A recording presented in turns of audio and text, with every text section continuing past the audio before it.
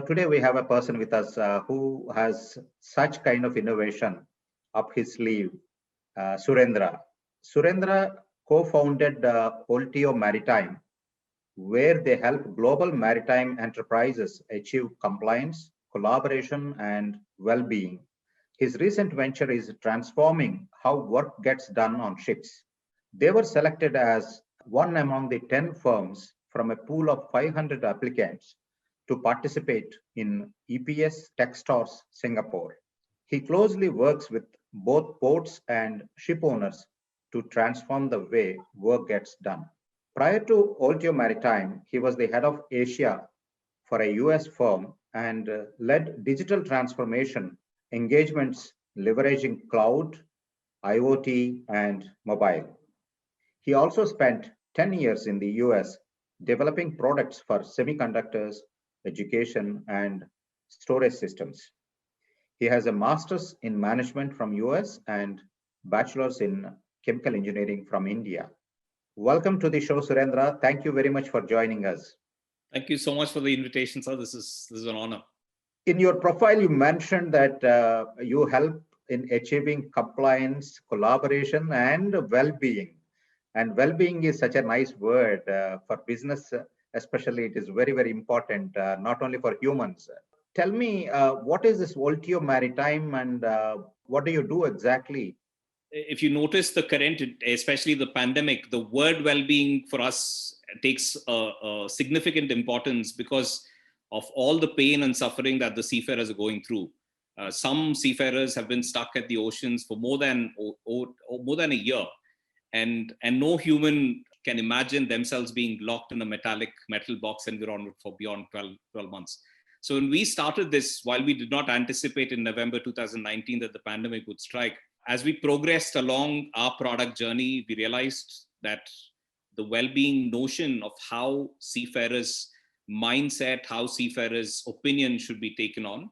And if you'd have to do it in a very non-intrusive fashion, then you'll have to have those systems in place which allow them to sort of anonymously at least express their opinion to their management, to their colleagues, and to the system that this is what is going through the industry, right? So that came about after the fact for us, after the pandemic struck.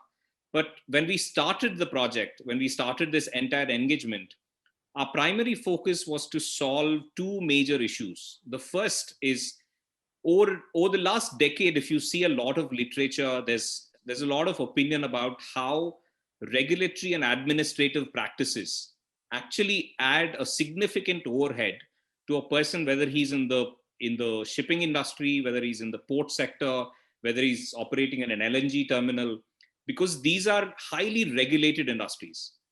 And when there's regulation and when there's a lot of ecosystem partners that are looking for the same sort of information, the expectation is that the ground level worker, whether it's the seafarer or the port worker, they constantly have to report back and demonstrate that they've been doing things in accordance to those regulations. Unfortunately, today, the only means that they have to demonstrate this regulation is pen and paper. At best, it could translate to a spreadsheet that could be emailed or a WhatsApp message that gets exchanged. And we know, given the number of enterprises that we've personally worked with over the number of years, that anytime when you have systems which are primarily reliant upon paper, pen and paper, spreadsheets, those create other problems that you don't foresee, which is lack of visibility, lack of managing your asset properly. So that is our first problem, is how do we tackle the element of compliance? How do we use currently the digital technologies in place to enhance those compliance, give them the decision support, but do so primarily to reduce the burden of this regulatory aspect of it? That's number one. The second, if you can think of it, I mean, while I've been only exposed to this industry for the last 5 to 6 years, one of my first opportunities to actually sail on a ship was something very enlightening for me. A ship is one of the largest ships right now is as long as 400 meters. Now, these 400 meters floating industrial plant, if you can think so, that is managed by a faint crew of anywhere between 20 to 22 young people. Now, 20 to 22 people, if they have to maintain this asset, a $40 million, $50 million asset in the tip-top fashion that we expect them to, collaboration plays a very significant role. And most of the software today is not designed to be collaborative. It's all siloed. It's there in a PC, captain has to operate, chief engineer has to operate, and they have to talk through their phones. And we believe this is all because softwares have been designed as if they designed it for land, and it was designed for a completely different purpose. So when we looked at that opportunity, we took a step back and we said, these are our two fundamental principles: is how do I enhance compliance by reducing the regulatory burden? And while doing so, can we really enhance the ability for these people to collaborate using digital technologies? And that's what our vision was to put together to apply to Techstars and EPS.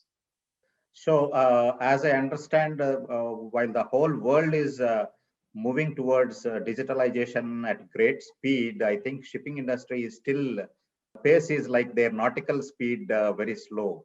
But tell me, is this the compliance on the paperwork now to be digitalized? Is it any mandate from organizations like IMO, or is it a business decision that the ship owners have to take? I think it's a combination of both. Fortunately, the regulation actually has been coming quite forward to push this agenda. We've noticed some forward-looking countries like Singapore, for example, since 2017, especially in terms of maintaining logbooks. So today, just for the context, there are anywhere between 20 to 25 different logbooks that one has to maintain. And these logbooks have to be entered in some cases as frequently as every hour. Now, these 25 logbooks exist today on books, and 90% of the industry is still continuing that practice. In 2017, Singapore came up with a regulation where they recommended most ship owners to say it's time to move to digital so that you can enhance the value and get the data and see digital insights coming out of it. So that's one side. The second is October 1st, 2020, MARPOL, which is Maritime Pollution Authority. They had come up with a recommendation also accepting the fact that their logbooks, which are about 7 to 10 logbooks, can also be going to electronic. So there's certainly a tailwind right now coming into 2021 from the regulatory authorities themselves realizing that paper cannot be sustainable. It has to move to electronic. On the other side, you also have now ship owners who in the past have previously dealt with the business model of buying the asset at a low price and then selling the asset at a high price. And that model right now is getting changed, where they believe as their asset owners, they need to still be able to provide good means to their employees. Talent is becoming thinner in this industry. Lot of previously available talent, especially at the highest scale, your chief engineers, your captains and your chief officers, they're not coming in as the same pace as they used to. So if you'll have to keep that talent, you'd have to have innovation happen, because you just can't treat them as clerical workers and keep reporting a lot of paperwork. So most managers and most operators now also realize that this is a worthwhile investment for them to make to streamline their vessel operations. Last but not the least, there's a lot of emphasis about optimization in general. An asset can only yield that much value if you digitize it. And asset optimization typically leads into your a greater innovation sense of adding IoT, your artificial intelligence and ML and things like that. Now, with those investments coming into place, it requires a holistic approach, not just a siloed approach, right? So those three factors put together is definitely adding a lot of impetus to the industry to change. That's a very positive environment that we see today. So from the problem statement to delivering the product or solution, whatever you call, where are you in the development cycle? So we started this exercise in November 2019. It has been the first 6 to 8 months for us has been a very immersive experience. One of the most fortunate things, I think, for us personally has been that we were part of a program which gave access to the end users, which are our seafarers who are working on the vessels. But not only that, the subject matter experts who were sitting in an office along with their management executives who ultimately had the responsibility of seeing value derived out of this program. So we started, for our first 8 months has been, a lot of immersive learning for us in trying to understand what is it that we need to build, truly empathize with the end user so that we can build something for value across the entire ecosystem. So since September, we've actually been piloting now. We're now piloting it on 7 container vessels in EPS. And then we also have a strong focus of rolling it out to a couple of large Singapore tanker firms. And in addition to that, we're talking to a firm in Saudi Arabia as well. So the journey right now is focused in basically trying these out, trying the compliance, trying the collaboration, piloting it over the next 3 months, and then commercializing it from Q2 onwards. So what are the learnings so far, and what is the response from the user? It's been quite exciting. So this journey for us, when we ultimately as an engineer, especially who's been there part of building products, one of the personal joys that I get is to see the product being actually in use, and then somebody coming back to us and saying this is a very positive experience for us, right? So that's been what we were hoping for. I'll tell you a very simple example. There's something called as a checklist that one has to fill in. A checklist today is done on paper, and in the course of a voyage, which can be typically anywhere, let's say from port A to port B, at most it might be 14 days, but some of the frequent runs, if you go between Singapore and Malaysia, can be as frequently as 12 hours. Every time when you hit a port in this industry, you'll have to file anywhere between 10 to 12 checklists. And today, all of them happen on paper. Now, when we talk to seafarers, they express saying, look, I don't have any problems in doing the checklist itself, but it's the process of printing the checklist first and then having to file it later and keep a track of where those files are, what frustrates us.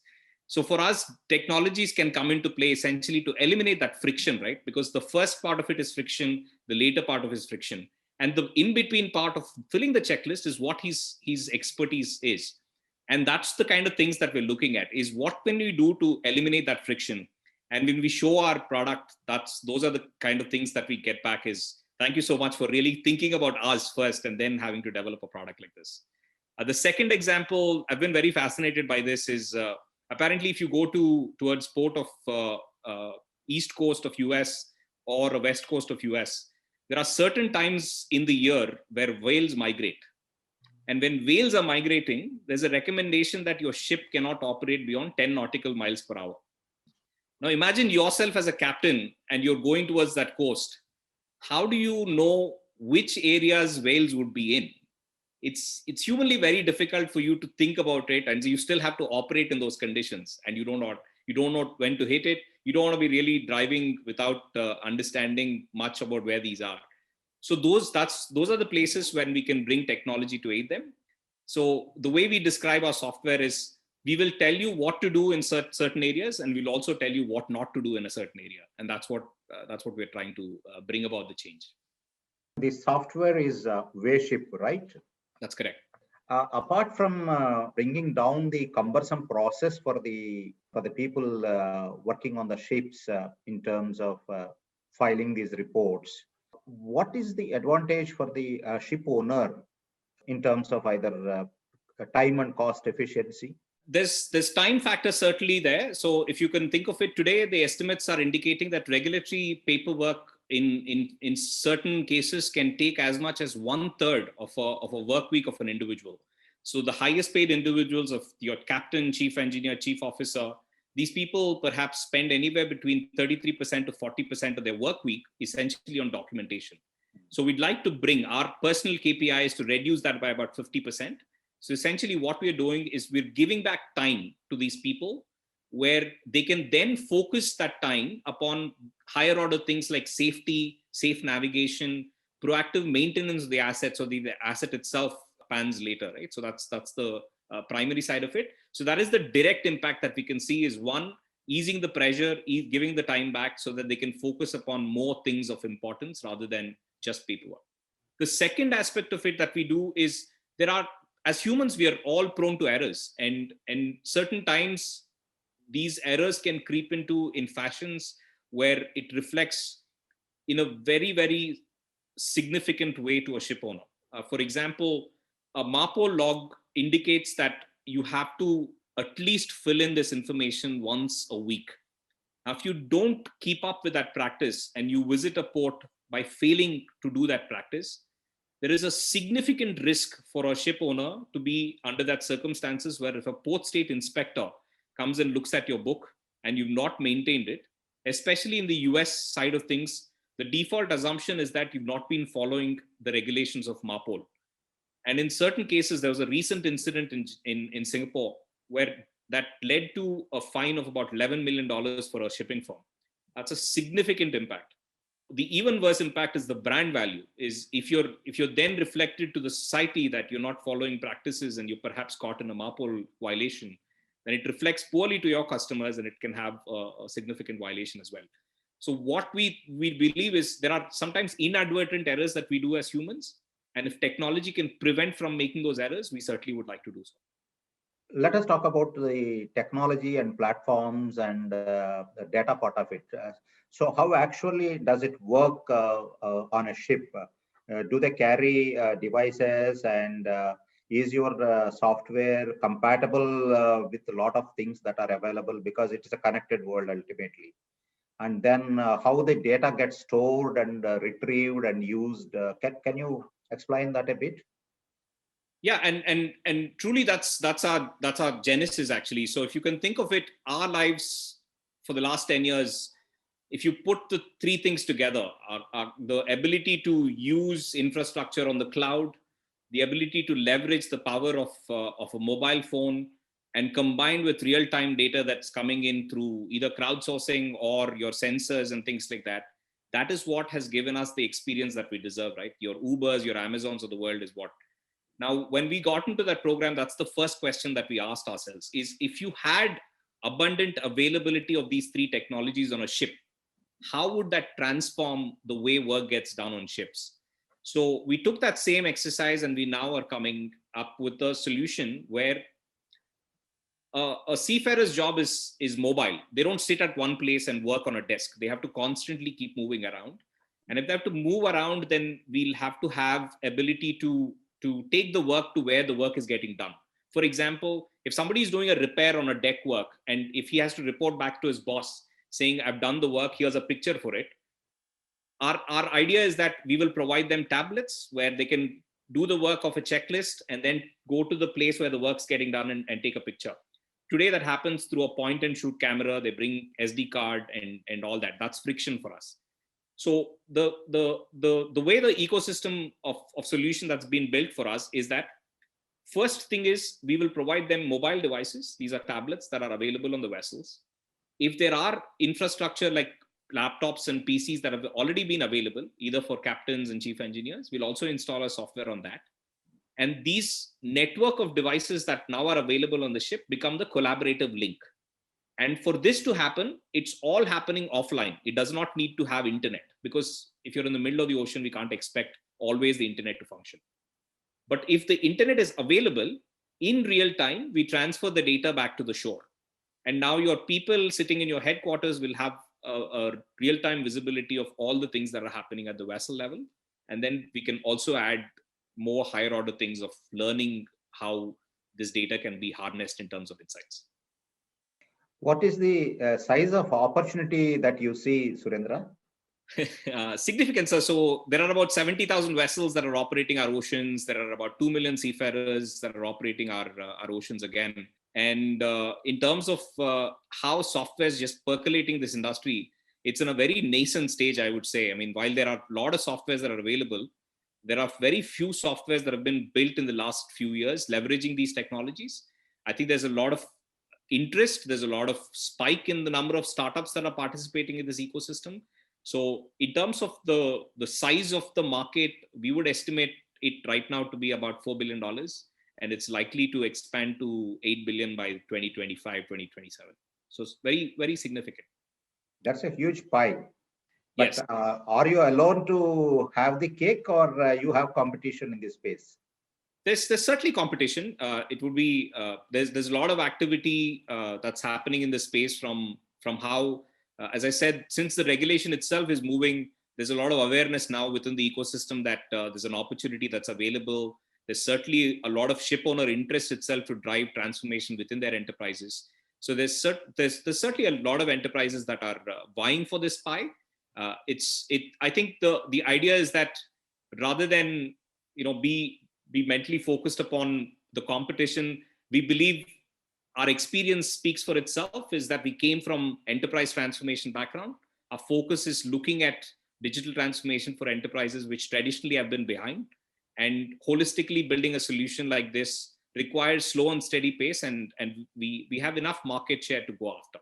So what is your immediate action plan from the pilot? How quickly you want to roll out this and then capitalize on what you have built? That's the competitive difference that we bring to the table as well, is when we build software, if you can imagine, if you build the software for land-based, you have access to that customer in a very simple way. You could just, take a flight or a transportation system just to go to this office to get it fixed. Whereas if you're deploying software for a ship, and if she's in the middle of the ocean, then it would become very difficult for us to support. So that's the notion that we built the software, is to be highly scalable. Deployment is a challenge in this industry in general. So we're building software that can go from 0 to 150 ships in a very short amount of time. So our idea is that we'll stabilize that over the next 3 months. And then after that, the goal is pretty much to scale very fast after that. We're looking to at least partner with 4 to 5 key marquee customers to understand and bring in the best practices of what needs to be done. And 2022 is where the expansion will happen. Apart from Wayship, what else you do at Voltio Maritime? So the entire journey for Wayship actually started with our exposure to ports. So we were fortunate enough in 2016 to get an opportunity to drive a digital transformation experience here in one of the ports in Andhra Pradesh. It's called Kakinada Anchorage Port. It's a government port. It's also an anchorage port, primarily focused on bulk cargo. They don't do containers. And the idea with them was, when we entered them, we were fortunate to witness that they didn't have anything. And now they have a system in which during COVID, none of them had to come to offices to operate. The port fabulously were able to bring in as many vessels as they needed, completely go through this process through a paperless transformation, including payments. So we've got a full-fledged payment gateway that has been integrated, where all the freight forwarders are part of that ecosystem, and they just go through the payment cycle without having to experience the friction that we talked about in this sector as well. So that journey for us, what opened up interest in the larger segment. So we look at our market space as there for us to provide value to bulk cargo ports on one side, shipping industry to the second, primarily focused upon ships transformation, vessel operations. And then on the other side, we're also looking to expand to liquid terminals. Surendra, thank you very much for joining us today and sharing not only your software application, the features of it, and the opportunity that is presented to you before, and how you want to capitalize on it. We wish you all the best and a successful journey ahead. Thank you. Thank you so much. This is an honor, as I said. Appreciate the opportunity.